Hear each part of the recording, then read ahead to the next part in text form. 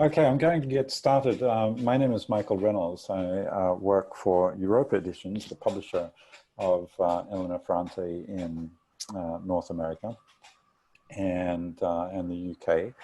And Elena Ferrante's most recent novel, The Lying Life of Adults, published in North America a few weeks ago now, debuting at #2 on the New York Times bestseller list and the national indie bestseller list. On that day of its publication in North America, it was also published simultaneously in 28 different countries. And in many of those countries, it debuted at the top or near the top of the bestseller lists as well. This is an extraordinary global literary moment for an author who has been called one of the great novelists of our time.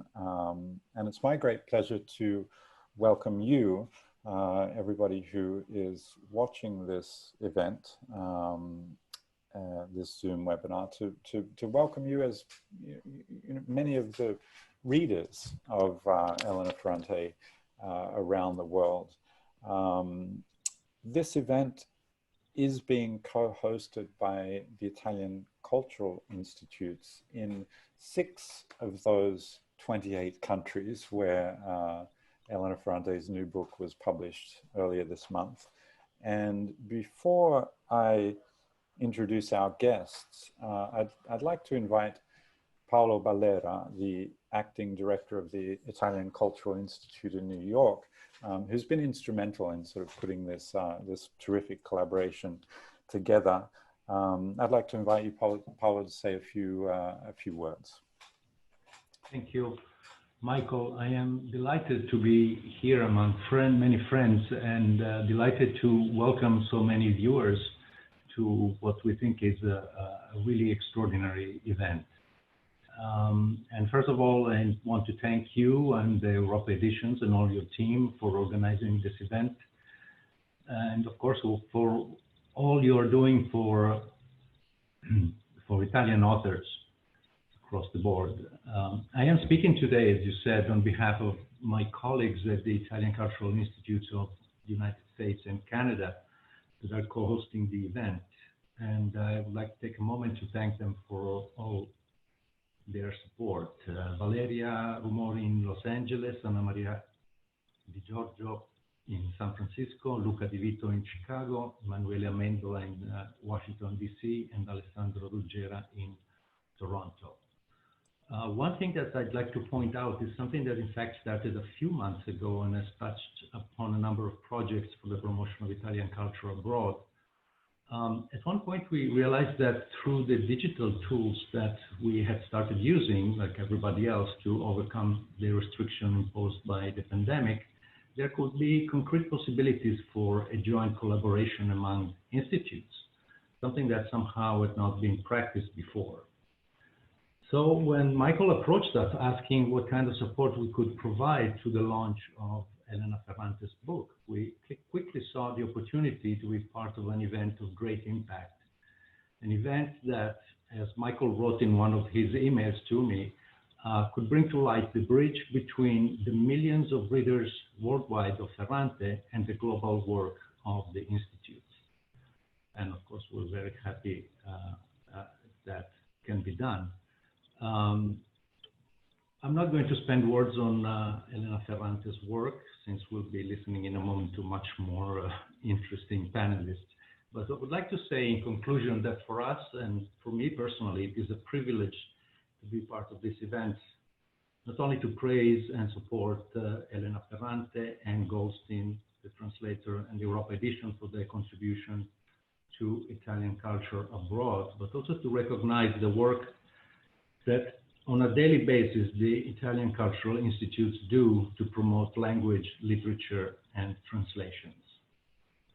As you probably know, all institutes have their own website and social channels, and I invite everyone to check them out and see what we are doing, what the entire network of Italian Cultural Institutes under the wing of the Ministry of Foreign Affairs is up to.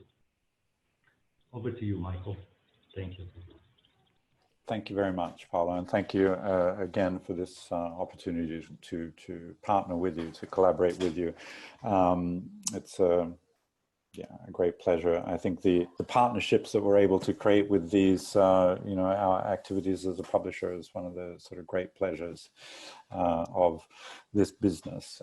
Certainly, one of the great pleasures or the remarkable things about Elena Ferrante's work over the past decade, especially I would say with the publication of the Neapolitan Quartet, is its international appeal. Yeah, her books have reached into the hearts and the minds of readers from Finland to New Zealand, from Syria to Brazil, and so it is with great pleasure that tonight, in some way, in assembling this cast of participants and inviting all of you who are listening to this event, that we acknowledge and celebrate that vast international readership with a conversation between some of her most famous readers from around the world. So let me quickly introduce our participants this evening. Laura Pugno joins us from Rome. I think you're in Rome. Yes. Yes, all right. She is the author of 5 novels, essay and short story collections, and over 7 collections of poetry. And she's also the former director of the Italian Cultural Institute in Madrid. Catherine Dunne, joining us. I always have to sort of make sure if this is true. You're joining us from Dublin, is that? I am indeed, yes. Okay, I am indeed. Good, very good. I suppose you could say anything, really. You could say, sure. How would you know? How would I know? Catherine Dunne, joining us from Dublin, is the author of 9 novels, including The Things We Know Now, winner of the Giovanni Boccaccio International Prize for Fiction, and a finalist for the Novel of the Year at the Irish Book Awards.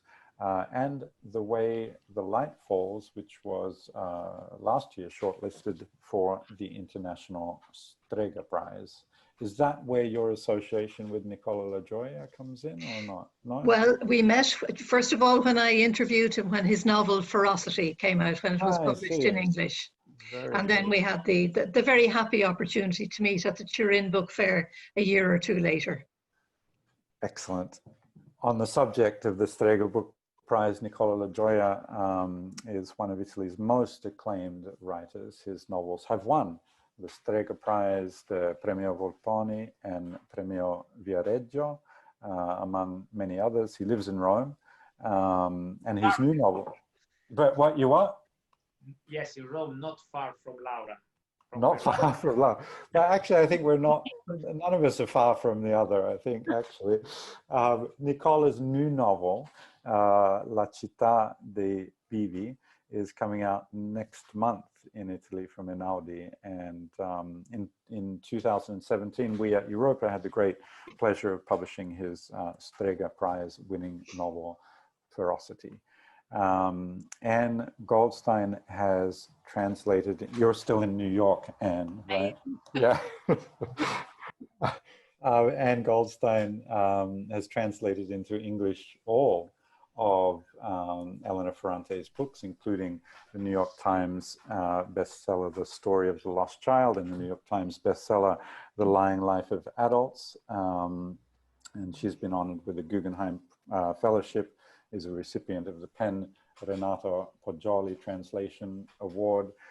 In addition to translating Elena Ferrante, she has translated the greats, the greats of Italian contemporary literature, and has done an extraordinary job. And as I've said before, I think is the greatest translator from Italian working today. So it's a great pleasure to have you with us, and always a pleasure to work with you.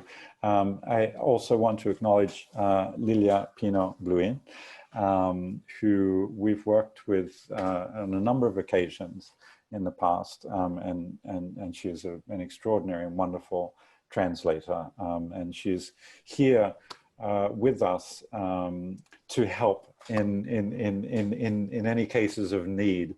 If there are any translations to be done, Nicola, Laura, you can turn to Lilia for those. I'm going to begin with Italy, and with the Italians on our panel this evening. Nicola and Laura, what does Elena Ferrante say most compellingly or most fascinatingly about Italy for you? You want, I can start, but I will talk, as I say you before, in Italian, because when we talk about literature, it's better to me to talk in Italian, because to say something complex, more complex than the cigarette. And maybe, Michael, you can translate for our audience that there are a lot of people I see in the chat. Allora, guarda, la cosa che a me sembra interessante, cioè una delle cose che mi ha colpito di più nei romanzi di Elena Ferrante, a partire soprattutto dall'Amica Geniale, ma anche con quest'ultimo, è il modo in cui riusciva a raccontare in modo, devo dire, abbastanza nuovo delle questioni immortali come l'amore, le passioni, le famiglie. Ecco, le famiglie sono al centro dei romanzi di Elena Ferrante, famiglie lacerate, famiglie che si distruggono, famiglie che si ritrovano. Ora, a me la cosa che è sembrata, io poi ho dovuto rifletterci, cioè perché mi aveva colpito così tanto la narrativa di Elena Ferrante, perché a un certo punto sono stato risucchiato dai suoi libri e li ho letti con un tale piacere. Credo che sia perché queste appunto vicende, che sono insomma vicende che almeno 2 secoli di letteratura ha affrontato senza mai stancarsi, sono, al di là delle apparenze, come dire, costruite con una tecnica narrativa che è abbastanza nuova. Cioè gli incastri narrativi di Elena Ferrante sono veramente molto moderni, al di là delle apparenze. Sembrano classici, perché tu le leggi in maniera proprio senza nessuna difficoltà, ma sono appunto, è un modo di costruire la storia che è assolutamente, come dire, vicino è super contemporaneo da questo punto di vista. Mi fa pensare in maniera molto diversa a un'altra scrittrice molto diversa da Elena Ferrante, perché lei soprattutto scrive short stories, che è Alice Munro. Cioè, anche Alice Munro ha una apparente classicità dei suoi racconti, ma se li vai a smontare narrativamente parlando ti accorgi che c'è proprio una costruzione e una drammaturgia che 30 o 40 o 50 anni fa non sarebbe stata possibile. So the thing that interested me the most, or that impressed me with Elena Ferrante's novels, with the Brilliant Friend quartet, but also with her latest one, was that the way that she tells a story is completely new. You know, she deals with issues that are immortal, such as love and passion and families, broken families, destroyed families, and families that come together again. But what impresses me so much, because I was really drawn by her novels, and I was really sucked into them, and I read them with immense pleasure, well, is that she deals with issues that literature has been focusing on for the last 2 centuries without ever getting tired of it, but she does so with a narrative technique that is completely new. The way that she builds her stories and puts together all the elements of it is so modern. And even though on the surface it may come off as a classic way of storytelling because it's so easy to read, well, if you break it down, you understand that it is extremely contemporary. It makes me think of another writer who also apparently is a classic writer, and I'm talking about Alice Munro. But if you do go and break down her storytelling, well, it is incredibly innovative, and it is definitely nothing that we've seen in the 50 years or so before her time. Laura, for you again, as an Italian reader, are you seeing something new in the subject matter that Ferrante is addressing, or in the storytelling style that Nicola underlines?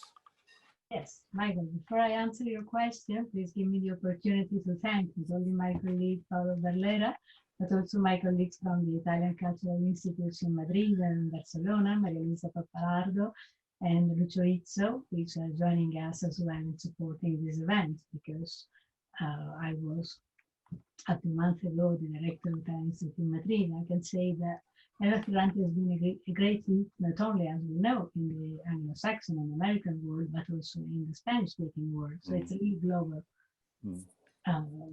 global success for the writer. And when this type of success appears, it's interesting to read an author, not only for its literary value, but also as a kind of sociological event. These kind of books tell us something, not only about literature, not only about readers and writers, but about the world.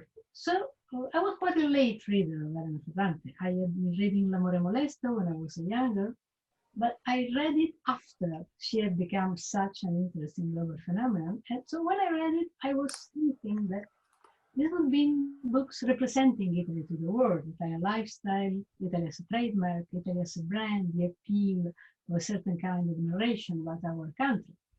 Actually, I was quite surprised, because what we found was different. It was more revolutionary, if I may say.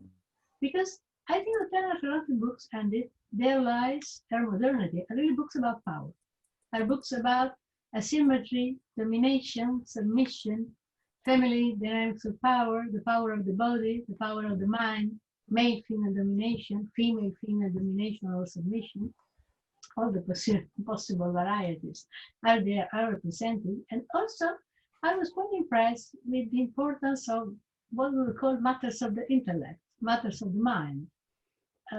Ferrante's character, most of all her female characters, are taken in with possibilities of education, possibility of educating themselves to better self, with reading, with writing, I mean, if you think about the way women are represented in the world, in Italy, in Spain, in Britain, in the global world, I think that readers, male and female readers, have been fascinated, I don't know whether in a conscious way or a subconscious way, by these dynamics of power and these dynamics of the mind. Elena Ferrante is telling us that what happens in the mind affects the body, affects society, affects the dynamics of power.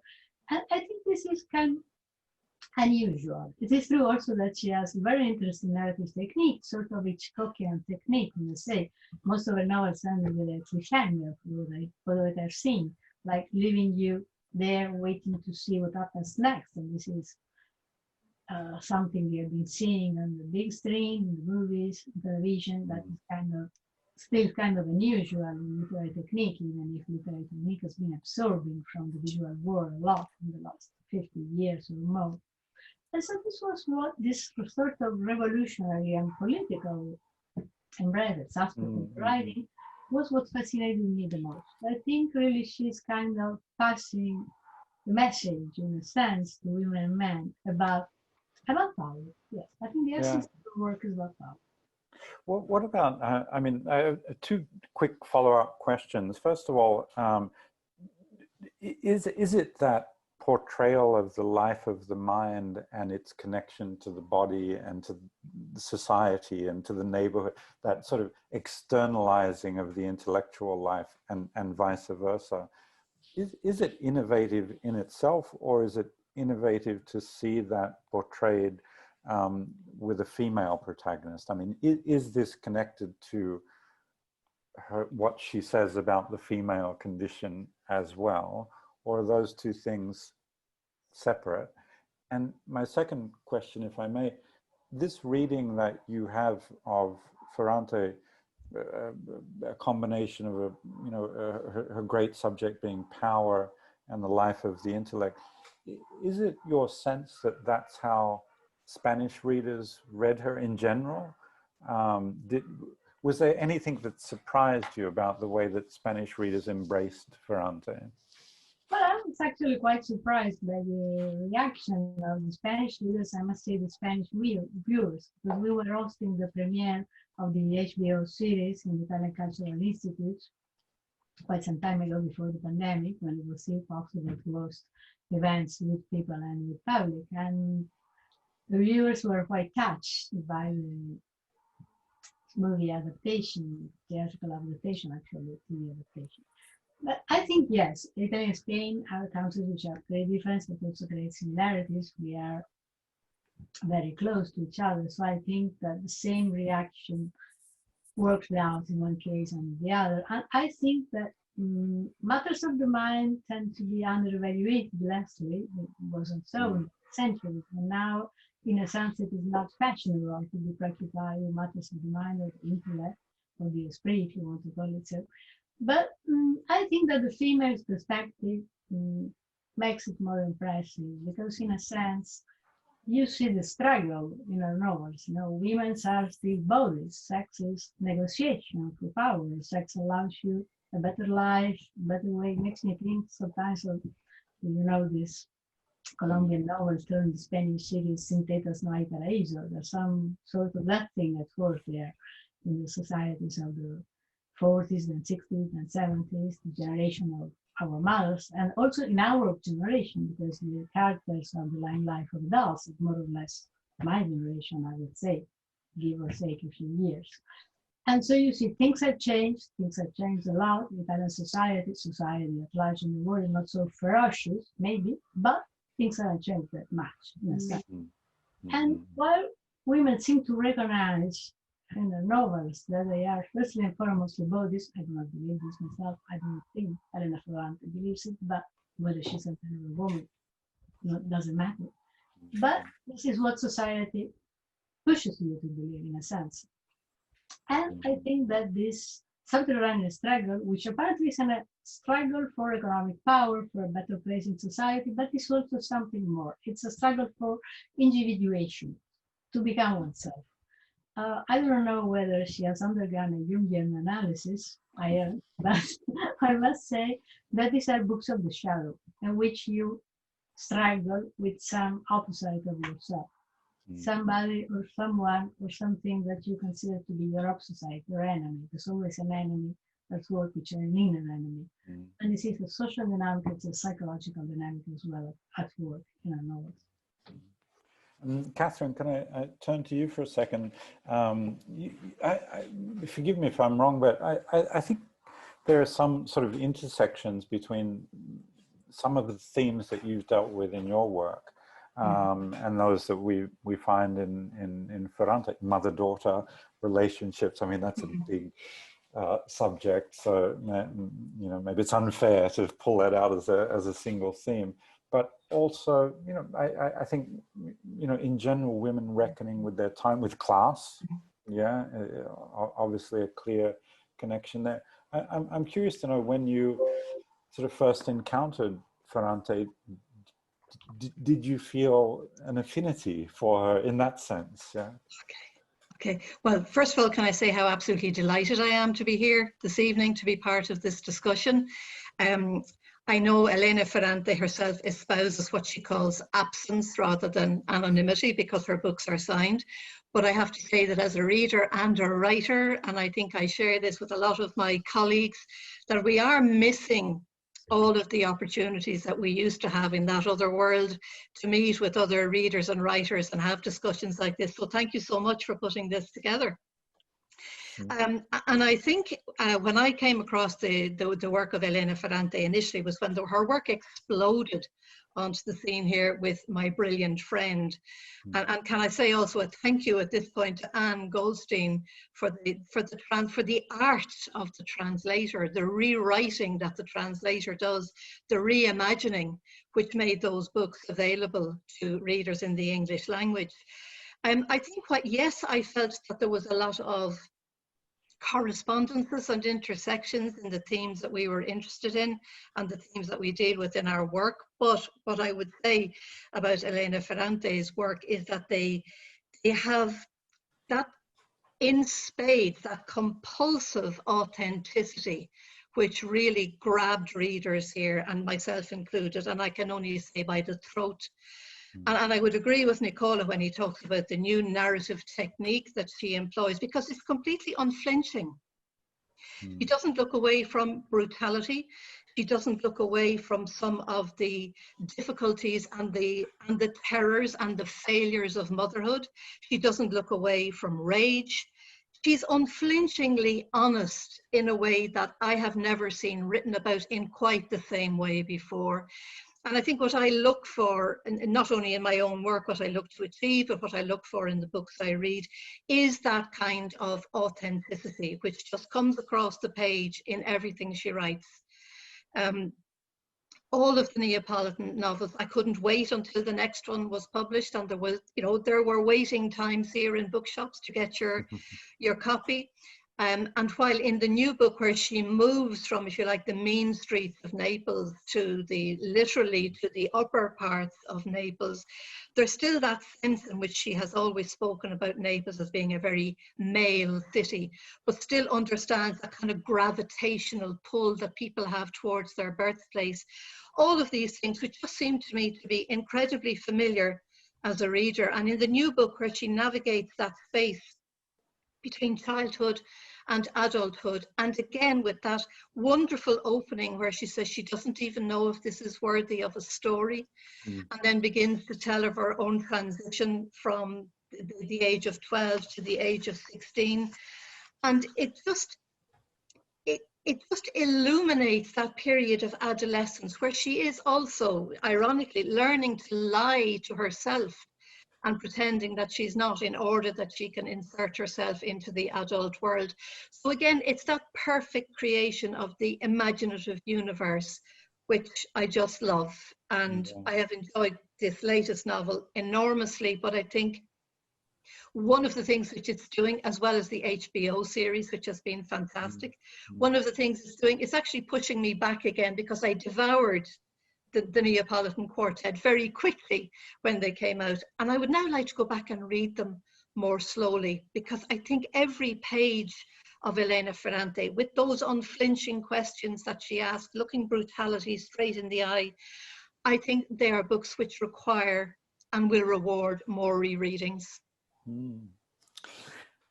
Thank you. I'm going to go back and even further beyond the Neapolitan novels and ask you, so in terms of your translations of Elena Ferrante, they started with The Days of Abandonment. I think you're muted. And I am? Yeah, now I've got you, yeah. Which was in Italy her second book, but you translated Days of Abandonment, Troubling Love, The Lost Daughter, all of the Neapolitan novels, now this new novel, and lots of other bits and pieces that we'll get to in a second in between. What I mean, that sort of intimacy with her language and you know, her thoughts and her characters and things like that, how have you seen sort of, or have you seen her storytelling style, her characters, her subject evolve over the course of those 7 or 10 books, depending on how you count? I was looking at Troubling Love, which is her first actual novel today. And it's actually quite similar to The Lying Life of Adults in the sense that it's about adults lying to the lying of adults, and about a daughter who it's more like a mystery in a way, but finding out the lies that her parents have told her in a way, dealing with that, and which is also somewhat the Lying Life of Adults is much more plainly about that, and the difference between, like, say, the Troubling Love is sort of the 50s and the 90s, and you know what that's like. I mean, the difference in perspective in those two time periods. Of course, Troubling Love is also told from the point of view of an older person. I mean, a person in her 30s or 40s. But anyway, it just struck me that there was this kind of similarity, you know, odd similarity. Well, not odd, because really those are her themes. Those have been her themes throughout in all of her books, or one of her themes. You know, I think the writing in in Troubling Love and the Days of Abandonment is a little bit different. It's not quite as, I mean, they're very intense books, but they're much shorter than the Neapolitan novels. The Neapolitan novels, she really expands. But as Catherine was saying, I mean, there's that drive to authenticity or truth, which I think is expressed in all of her sentences in a way. And that's always been the case, even in the less, even in the shorter novels. I've always found, I mean, I love Troubling Love, possibly because of that, because I find it so, you know, sort of a compression of all of the themes that exploded later. Nicola, I'm going to turn back to you for a second, because I want to push on this question. To what extent is Elena Ferrante an Italian writer? To what extent is she a Southern Italian writer? To what extent is she a Neapolitan writer? Quanto italiano, che cosa dice? Quanto si può dire è una scrittrice italiana, neapolitana?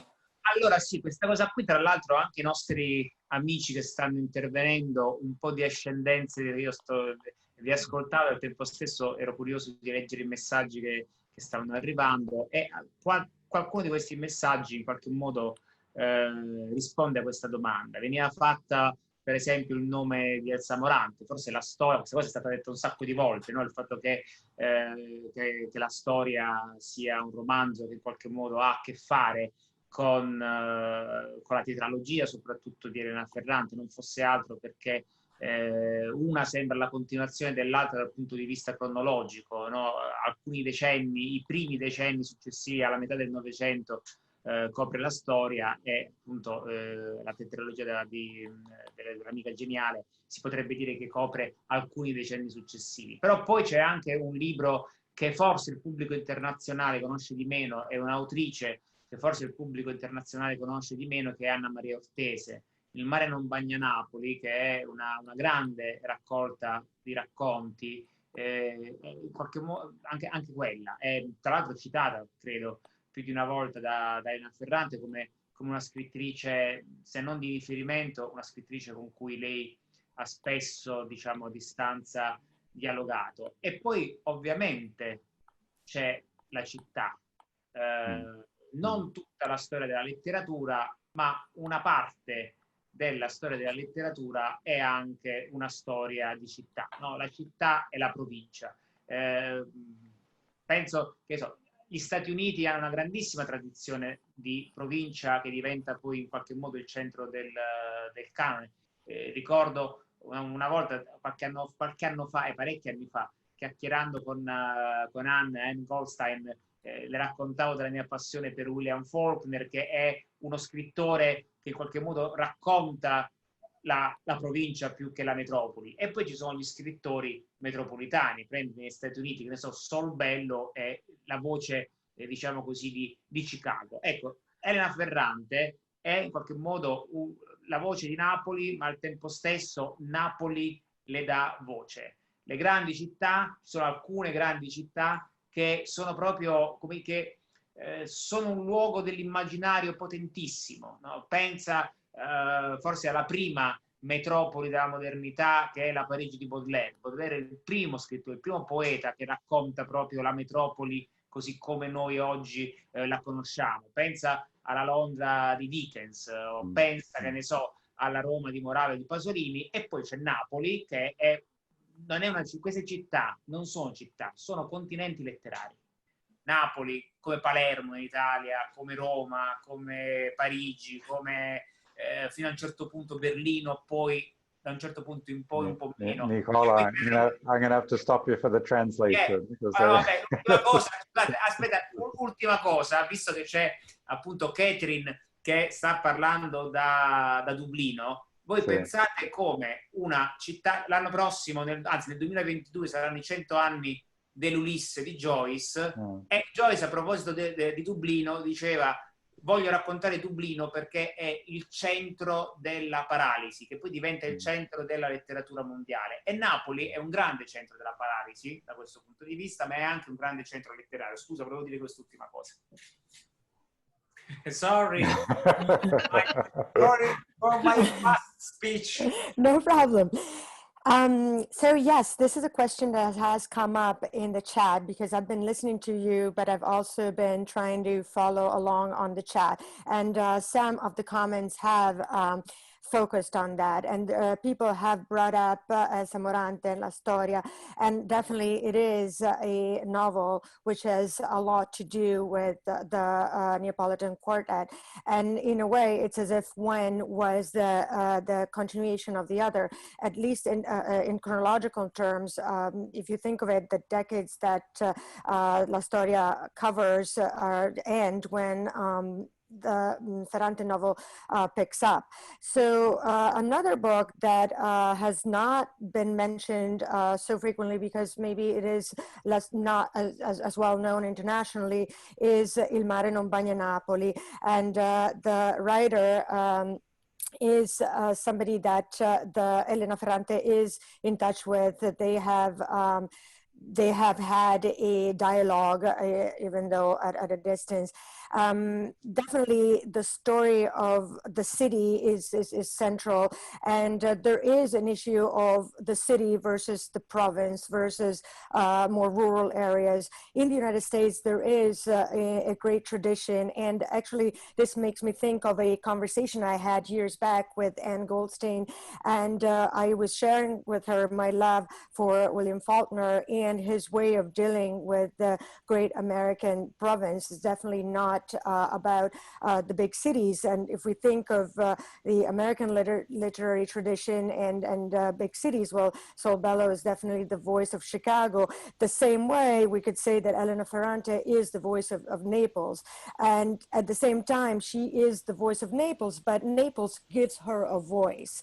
And so if we think of writers that have been inextricably connected to a city or a sense of place, well, the first writer in modern times that has that as a fundamental feature, that would be Baudelaire and Paris, or we can think of Dickens and London, or then Rome, and we can think of Pasolini or Moravia, but you can think of that for so many other cities. There's Palermo, and all these areas, Palermo, Paris, Berlin, they're all, so to speak, literary continents as such. And just to finish off, we have Catherine, who is with us from Dublin, and next year, well, not really next year, in 2021, there will be the 100th anniversary of Ulysses, and Joyce used to say that the Dublin in Ulysses is the center of the paralysis. Well, likewise, we could say that for Ferrante, Naples is the center of paralysis, but that's what gives her a voice.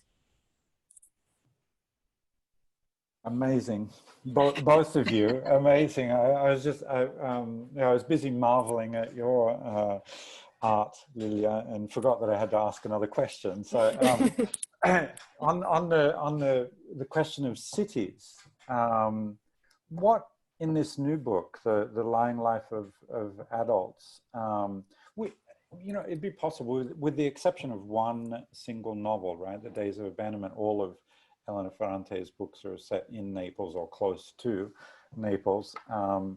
That has been her great project, right, to give us a portrait of this city. What is this new book, and Catherine, Laura, what is it adding to that portrait of Naples? What are we seeing here that we haven't seen before?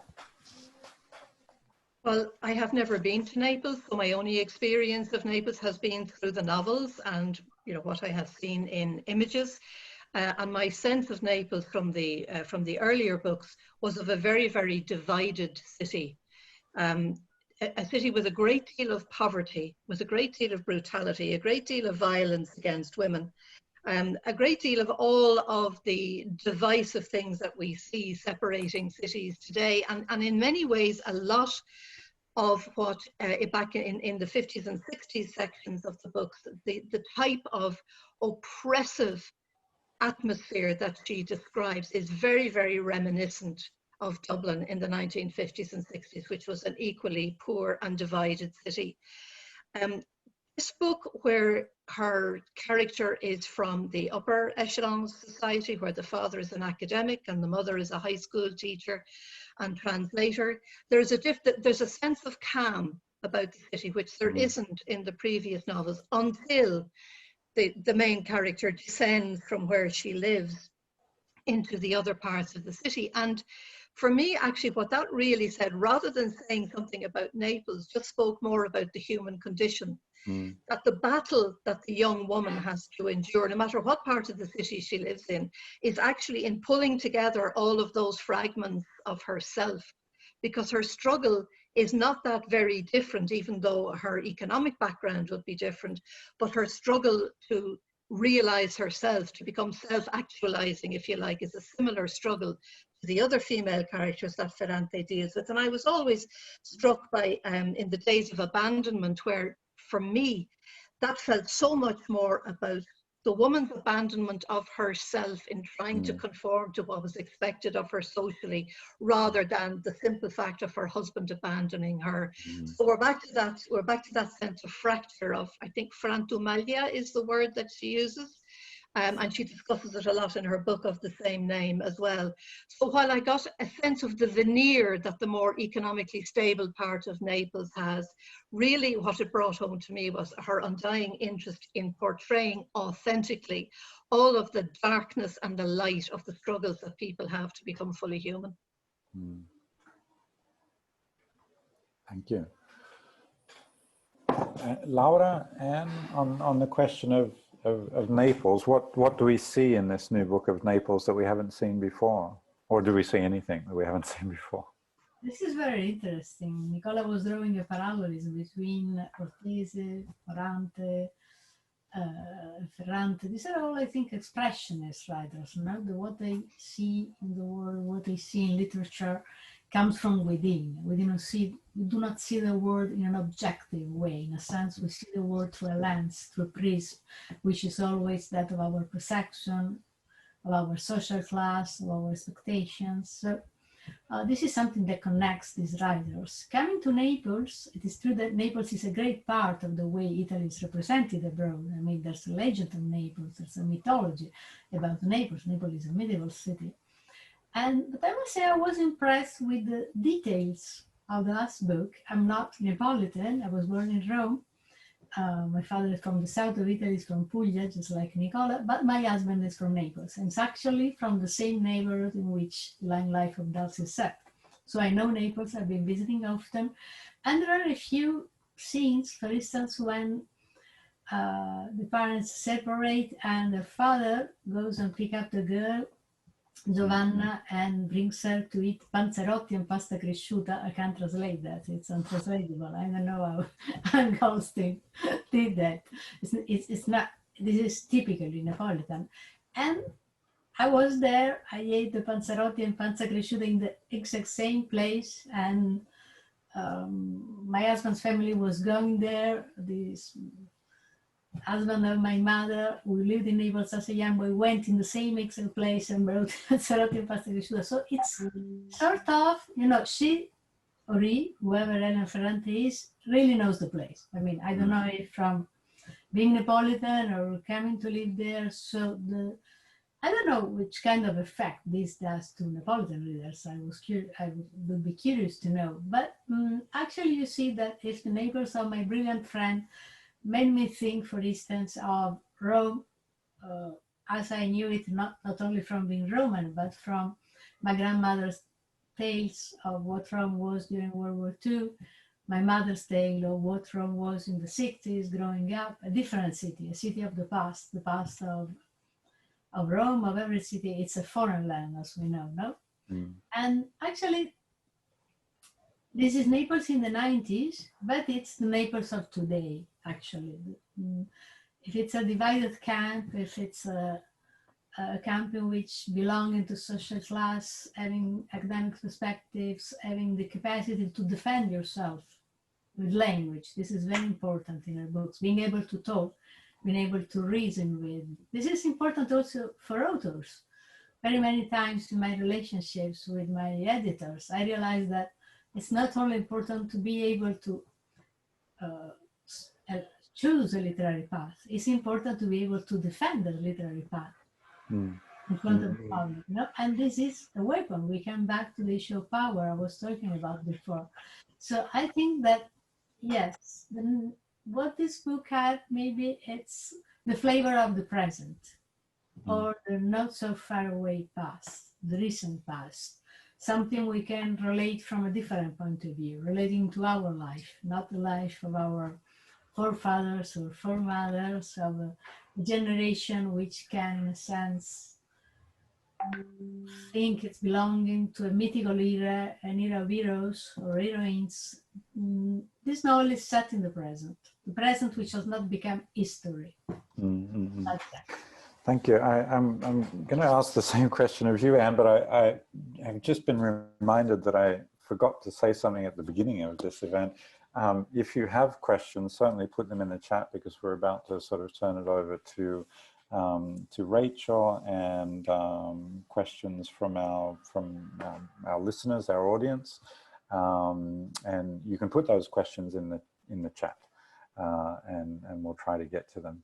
And for you, what is added to this great fresco of Naples with this new book?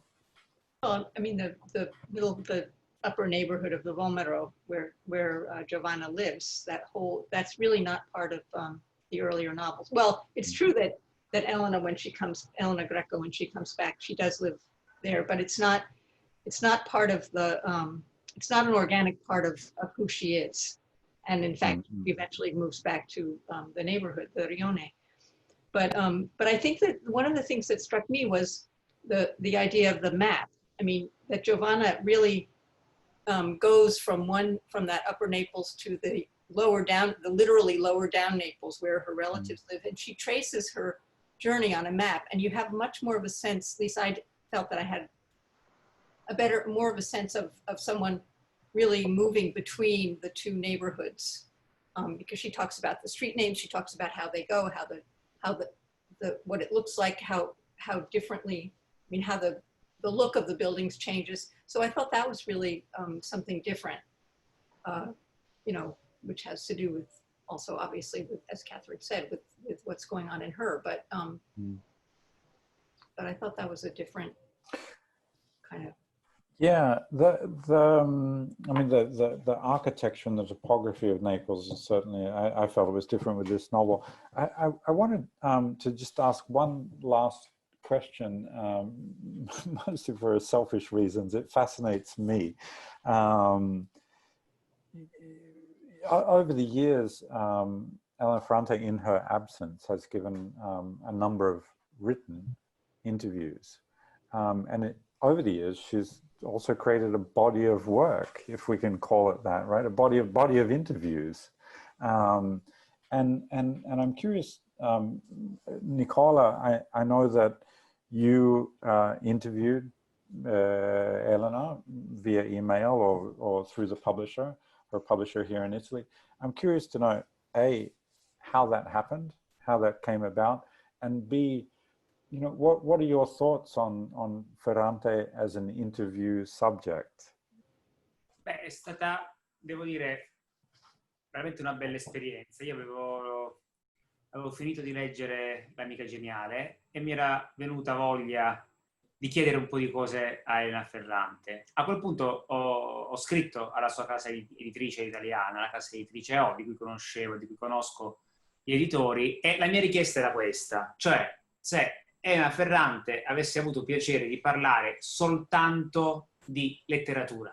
Cioè a me non interessa chi era Elena Ferrante, non mi interessa niente della sua vita, mi interessava soltanto dei libri, volevo parlare soltanto di libri di questa cosa qui. Dopodiché mi arrivò la risposta di Elena Ferrante via mail dicendo che avrebbe avuto piacere di fare questa intervista. È venuta un'intervista lunghissima che poi negli Stati Uniti è stata tradotta prima è uscita sul New Yorker e poi è finita nella frantumaglia, e questo libro appunto di saggi vari, tra cui anche delle interviste, e devo dire credo che ci siamo trovati molto bene, perché abbiamo parlato proprio di una passione comune molto forte. A un certo punto è successa una cosa però durante questa intervista. Noi abbiamo cominciato l'intervista non sapendo che saremmo stati entrambi candidati al premio Strega. A un certo punto ci siamo trovati in qualche modo a dover concorrere al premio Strega. Allora saggiamente Elena Ferrante... Nicola, can we leave the cliffhanger in sospensione questa finale? Facciamo la traduzione e poi torniamo al denouement. So it was a wonderful experience. I just finished reading My Brilliant Friend, and I just felt that I wanted to ask her a lot of things about the book. So I wrote to her publishers, and I knew them. And my request was very simple. I wanted to know whether Elena Ferrante was open to talking to me exclusively about literature. I didn't care who she is and what's everything about her identity. I just wanted to talk to her about books, about her writing. And I very quickly received her answer via email. And this turned into a very, very long interview, which was published in the American market on the New Yorker first. And then it ended up in Frantumaglia, the interview book. And we definitely have a very strong passion in common. But when we first started this conversation, we didn't know that both of us would end up being up for the Strega Literary Award.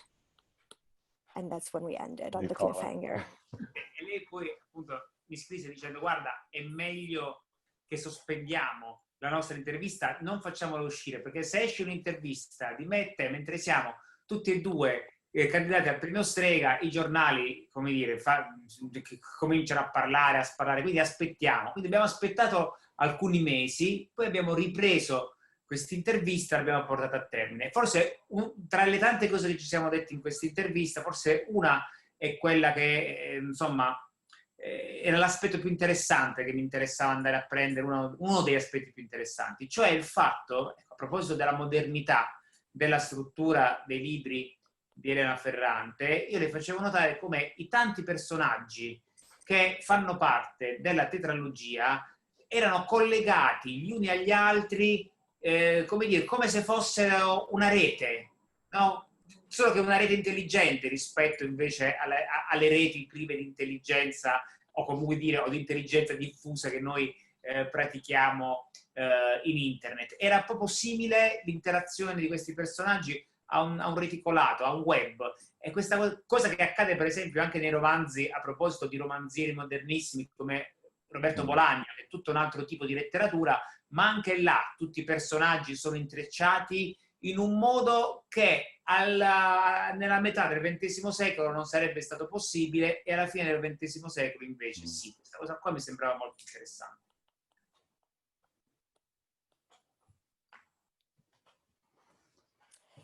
So at that point, we decided that it was better if we stopped our conversation. And she said, look, it's better if we publish this interview after the Strega results are out, because, you know, we're both up for it. And if we publish an interview between the two of us, the newspapers and the literary journals are going to be all over it. So we waited several months, and then it was published. And the most interesting aspect of it is really, in my view, about the modernity of the literary structure. And what I told her was that the many characters in her novels seem to be truly interconnected, and they seem to be very well related to each other, and they seem to create a bit of a web. It's a network, but very different from what we see on the networks that are created on the internet. This is a very tightly knit web, and it happens in the same way in another contemporary writer, Roberto Bolaño, and I find that they do this in a way that is very unique to this time. It would have been possible in the first half of the 20th century. And then at the end of it, it started being possible, and she did it. Thank you. I'm going to bring Rachel back. I don't know. There you are. Wow, you were so ready for that. Because I think we have some questions from our audience. Absolutely. We are going to start with a question from Julia Conrad. So Julia, I am going to invite you to ask live. Oh my gosh, I was not expecting to be on video. So I am a young translator from Italian, and whenever I talk to my friends in Italy about these books, like readers of various traditions, often I find, or I was finding in like 2012, 14, people weren't as excited in Italy as the success that was happening in the United States. And so we've been throwing around a lot of like US literary traditions or comparisons to Alice Munro, for example. And I was wondering if the panelists could speak a little more about like the reception in Italy versus in other countries, and if she's maybe taking part in a more like global literary tradition, or is it says something about Italian culture, or do you even agree with this statement? I think that's over to you, Laura, and you, Nicola. Ferrante's reputation in Italy among Italian readers. Well, Elena Ferrante has been around quite some time. I mean, earlier novels are from the 90s, if not before. So I think she was already an established novel when she published Nasty Love, L'amore molesto, and which was turned into movie by Mario Martone, actually a very beautiful movie, which I remember from some years ago when I saw it. And also her second book, Days of Abandonment, Giorni dell'Abbandono, was turned into a movie by Roberto Faenza, which is also a well-known director. So I think she was already established as a writer. But actually, the funny thing is that her identity was not known, and nobody cared. Actually, nobody worried about that. That became a journalist issue only when Elena Ferrante hit international success, which happened with My Brilliant Friend. She became very well known all over the world. She was translated into very many languages, and so started a sort of trend. Also, in the last 10 or so years since the publication of Gomorra by Roberto Saviano, the series, the book, Naples has become sort of an international phenomenon as well. We are getting used to sort of representation, very violent representation as well, which is sometimes criticized by Neapolitan inhabitants of Naples, Neapolitans, or but a phenomenon. So I think that her reputation was enhanced in Italy as well by an international success. That already happened. It's quite normal. It already happened with, for instance, Milena Agus, which is a novelist which became very well known in France. And so this was like had a positive effect on the reputation in Italy as well. With Elena Ferrante, it was like a much bigger phenomenon, of course, because she's been translated into many more languages. So I would say that, yes, she was already a name in the Italian literary landscape, but of course, with this type of reception, that was inevitable for Italian readers and Italian writers, and also the general Italian public, to have some kind of enhanced reaction, I would say. Posso dire qualcosa, no, visto che della ricezione, no, di Elena Ferrante, facendo un po' una distinzione fra, come si faceva un tempo, fra il pubblico e la critica, fra il pubblico e gli addetti ai lavori. Io credo che Elena Ferrante, vabbè, questo lo testimoniano le vendite dei suoi libri, in Italia è molto amata dai lettori, che però spesso si dimostrano più saggi di molti addetti ai lavori, perché i lettori la amano incondizionatamente per le storie che scrive. Gli addetti ai lavori, spesso una buona parte della critica, invece devo dire che ha trascurato più del dovuto, secondo me, i lavori di Elena Ferrante, ma questo per un motivo culturale che ha a che fare non tanto con la letteratura, ma con proprio la cultura diffusa e profonda del nostro paese. L'Italia è un paese cattolico in cui tutto viene perdonato tranne una cosa: avere successo. Avere successo è imperdonabile, soprattutto nel mondo letterario, cinematografico, teatrale, non ne parliamo. Quindi è questo che molti addetti ai lavori non perdonano a Elena Ferrante, e invece moltissimi lettori ben più saggi lo apprezzano.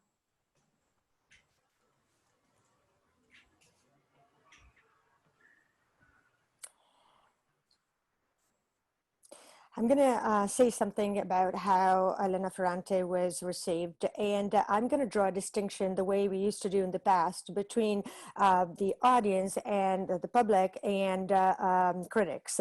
Elena Ferrante is very well loved by readers, and if you look at the sales of her books, that's pretty self-evident. However, it's not the same way for the experts, for professionals in the literary world. It is undeniable that readers love her storytelling, whereas some parts of the critics have set her aside, and they don't devote her the attention that she deserves. And this is for a very simple cultural reason connected to the way Italy is as a country. And it is a deeply Catholic country in which everything is forgiven except for something, and that would be having success, being successful. And this is particularly true for the artistic world, for the world of cinema and theater and literature. But readers are much wiser than critics. All right, thank you, Lilia and Laura and Nicola.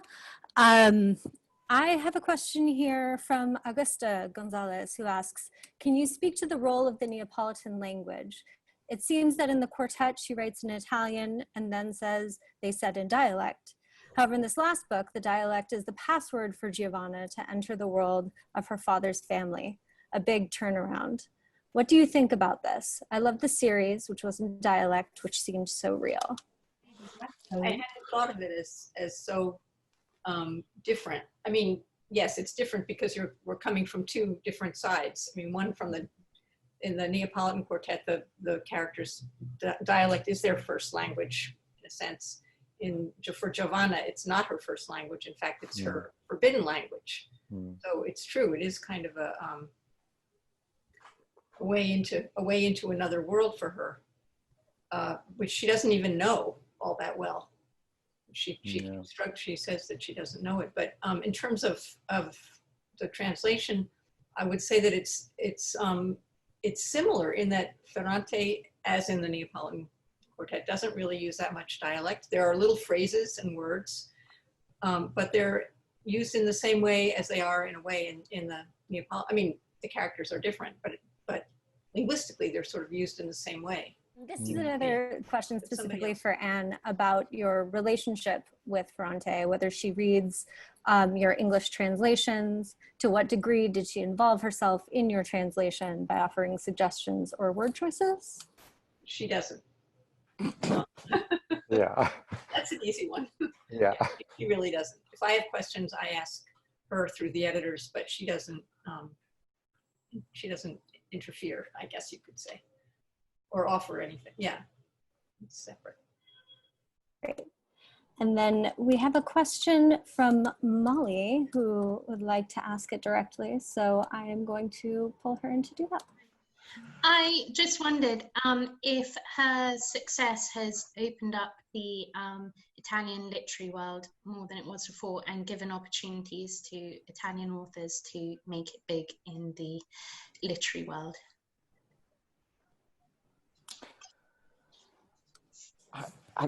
I guess that's a question for me. Yeah, suppose. I'm not sure. I mean, my sense is that, and there have been a couple of articles on this, that there is more openness to Italian writers, particularly Italian women writers, and I would certainly like to think that that is true. As you know, one of the consequences, the results, the byproducts of Ferrante's success, because, you know, as with all languages, there are extraordinary writers working languages that are not English that haven't made their way into English yet. And publishing, you know, for better or for worse, is a sort of small c conservative business. Yeah, we tend to copy stuff rather than innovate. And so when there has been an enormous success like that of Ferrante's, then very often you have, you know, other publishing houses or the same publishing house in some sense seeking to replicate those successes.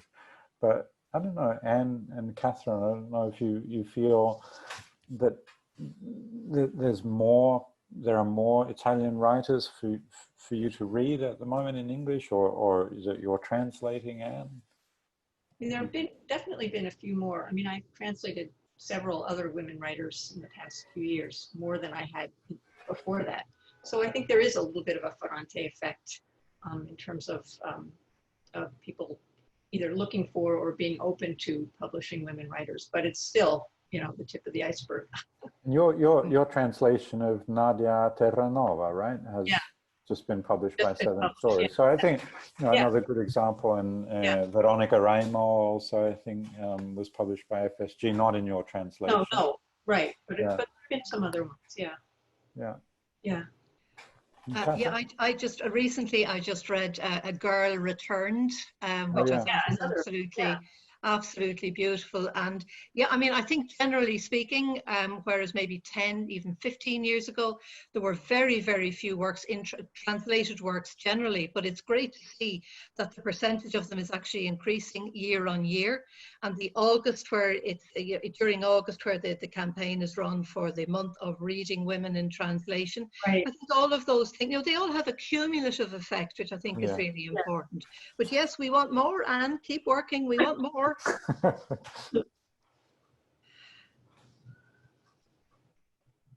And then we'll end on a fun note, and then hopefully kind of easy question to answer from Emanuele.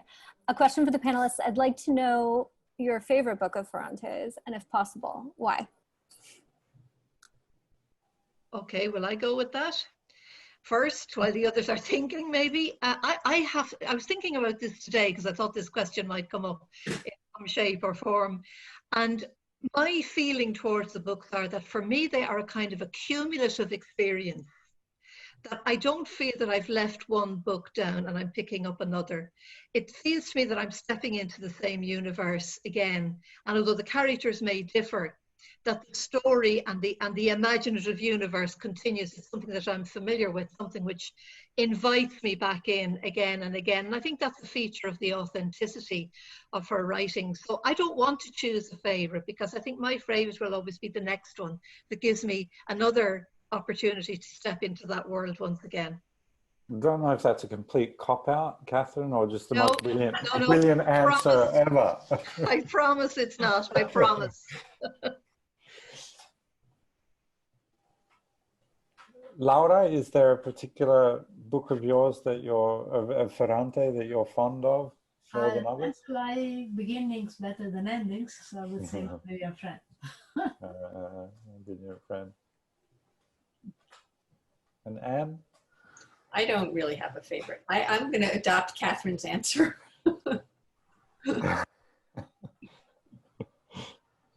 Nicola, is there a standout book for you in Ferrante's oeuvre? My favorite Ferrante's book? Maybe My Brilliant Friend and Il giorno dell'abbandono. Because they are so different one from another. So there are two kinds, two sides of Elena Ferrante. Michael? Giorni dell'abbandono, The Days of Abandonment, was the first Ferrante that I read, and it's hard to forget your first encounter with Ferrante, right? But for its sort of technical innovation, I love this new book. I love the Lying Life of Adults. I think it's technically a really interesting book. And wow, yeah, I'm going to go with Catherine's answer. I don't know where to stop. I would just list off titles, and then it would be a non-answer. So and that's not a cop-out, Michael, no? It's not a cop-out. No, it's just giving up. It's just a surrender. Can I ask you, is there any whisper that there might be a sequel to the latest book? Because to me it ends on a note which seems to invite, you know, yet another story following on from this one. No whispers, alas. I haven't heard anything to that effect, and it, you know, it's intriguing, right? It could be the most sort of complete and final finale ever. Or it could be the beginning of another book. I don't know. No, I haven't heard anything. I'm sorry. But thank you. Thanks again to the Italian Cultural Institutes, especially Paolo, who played a really sort of key role in bringing this all together, but all of the institutes that have joined us in putting this event together. Anne, Laura, Catherine, Nicola, Lilia, thank you very much for being with us and commenting so compellingly and so interestingly about Ferrante's work. We really appreciate it. Eduardo and Rachel, my colleagues at Europa, obviously none of this is possible without you. And thanks very much for everybody who joined us. You know, the success of Ferrante, as Nicola intimated earlier in this conversation, really depends on readers and the response that readers have had. So I'm really thankful and amazed and sort of blown away that so many readers joined us for this event. So thank you very much. Thanks again to all. Thank you. Thank you. Goodbye. Bye. Great to see you all again. Bye-bye. Pleasure to see you and talk with you. Thank you so much. Ciao from Dublin. Bye-bye. Thank you. Bye. Great job. Bye.